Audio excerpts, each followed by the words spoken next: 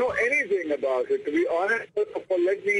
haddii aan si daacad ah kula hadlo runtii ma ogeyn in dadka Soomaalida ay daawadaan aflaantayda.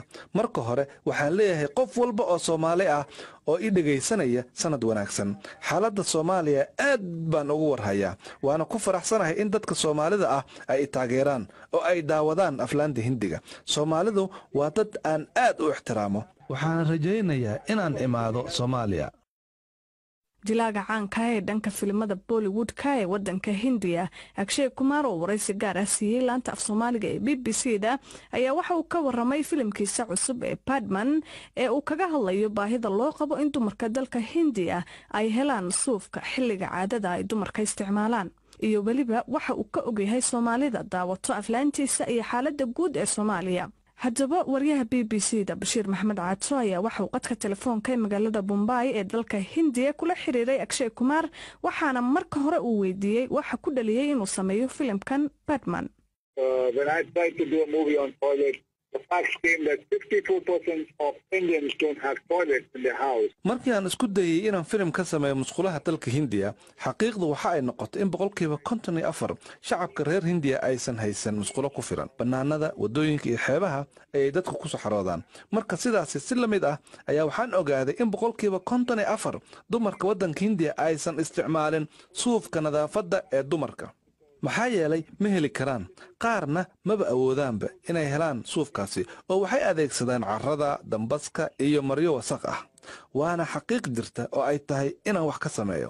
sababta kale ee ugu weyn ee aan filimkan u sameeyay ayaa waxa ay tahay in dalkayga Hindiya aan ka dhigo dal adag. dalkaana si uu u noqdo dal adag waa inaad heshaa dumar aad u adag. haddii dumarka ay yihiin kuwa adag dalkaagana waxa uu noqonayaa mid adag. If the woman is strong, your country becomes strong. Akshay Kumar maadaama dadku ay kaga barteen aflaanta dagaalka ku salaysan amaba kuwa jacaylka dadka reer Hindiya iyo waliba caalamka markaad eegto sidee bay uga falceliyeen amaba ay u arkeen filimkan cusub ee Padman? Well, the public reaction 90% people are talking good. falcelinta dadweynaha 90% wanaag ay ka sheegayeen halka 10% dadka aysan u arkin wax wanaagsan. tusaale ahaan bartayda Twitter-ka waxa ku arkay dad ii soo qoray oo leh Akshay Kumarow maxaa kugu dhacay ma waxaad filim ka samaysay caadada dumarka waad caabaysan tahay. waxayna ka mid tahay waxyaabaha dadka qaar ay ii soo diraan. aniga wax dhib ah uma arko balse qofkaasi maalin ayuu ogaan doonaa inuu qaldan yahay. aad baan ugu faraxsanahay inaan ku iraahdo xaaskayga ayaa soo saartay filimkani. caadada gabdhaha dalka Hindiya ceeb ay ka tahay balse mar dhow oo muddo 2 sano gudahood ah waxaan ballan qaadayaa intaasi aysan noqon doonin wax ceeb ah. It's not going to be a taboo anymore. waan gartay marka Akshay arrimaha Soomaalida haddii aan kala hadlo Soomaaliya iyo waliba deegaanada kale ee Soomaalidu degan yihiin dadka aad bay u daawadaan aflaantaada oo loo turjumay luqadda afka Soomaaliga. waxna dadka qaar ay ku yaqaanaan magaca Mr. Bon marka arintaasi maxaad ka ogtahay? I didn't know anything about it. To be honest, let me. haddii aan si daacad ah kula hadlo runtii ma ogeyn in dadka Soomaalida ay daawadaan aflaantayda. marka hore waxaan leeyahay qof walba oo Soomaali ah oo i dhageysanaya sanad wanaagsan. xaaladda Soomaaliya aad baan ugu warhayaa waana ku faraxsanahay in dadka Soomaalida ah ay taageeraan oo ay daawadaan aflaanta Hindiga.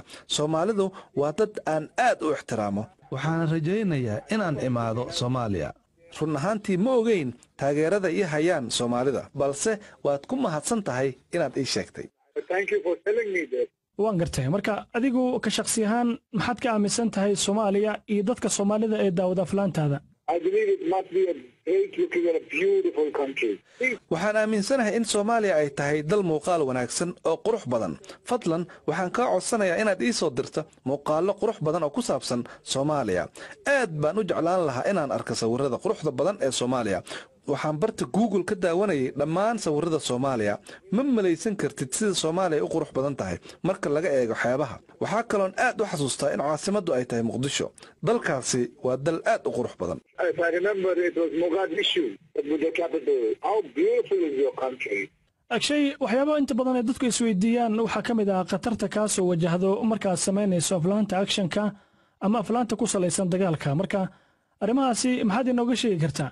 Well, I do a lot of action, but run ahaantii waan sameeyaa aflaan badan oo action ah balse inta aan filimka samayn waxaan sameeyaa taxadar aad u badan. I take a proper care before I do it. ugu dambeyntii marka maxaa jeclaan lahayd inaad u sheegto oo dadka Soomaalida ay ku dhageysanaya? I would like to tell them, first of all, to come and watch Padman. waxaan jeclaan lahaa marka hore inaan u sheega inay daawadaan filimka cusub ee Padman maxaa yeelay waa filim u wanaagsan caalamka dalkayga iyo Soomaalidaba. waxaa kaloo aan jeclaan lahaa inaan u sheega in caadada dumarka ay tahay wax dabiici ah. waxaa kaloo dadka Soomaaliyeed u sheegaya inay ilaaliyaan oo ay ka taxadaraan waalidiintooda gaar ahaan hooyooyinka. Especially their mother.